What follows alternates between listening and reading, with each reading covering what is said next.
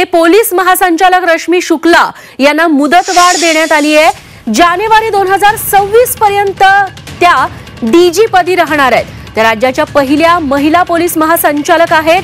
अजून 4 महिने त्यांचा कार्यकाळ शिल्लक आहे। मात्र राज्य सरकारने त्यांना थेट 2 वर्षांची मुदतवाढ दिली आहे। राज्य सरकारने पाठवलेल्या मुदतवाढ प्रस्तावावर केंद्र सरकारने मुदतवाढीचा निर्णय घेतलाय। सागर कुलकर्णी आमचे प्रतिनिधी आता आपल्या सोबत आहेत। सागर, तुमच्याकडे काय अधिक तपशील? रश्मी शुक्ला यांची जी मुदत आहे ती संपणार होती। तत्पूर्वीच राज्य सरकारने आचारसंहितेच्या आधी मुदतवाढ देण्याचा प्रस्ताव केंद्र सरकारकडे दिला होता आणि आता 2 वर्ष मुदतवाढ देण्यात आलेली आहे। 2026 पर्यंत रश्मी शुक्ला या पोलीस महासंचालक म्हणून कार्यरत राहणार आहेत।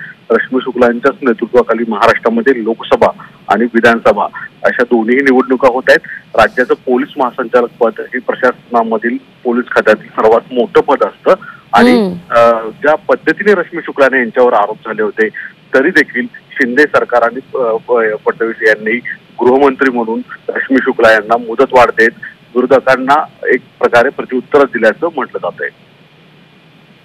निश्चित सागर, धन्यवाद तुम्ही दिलेल्या या सगळ्या सविस्तर माहितीबद्दल।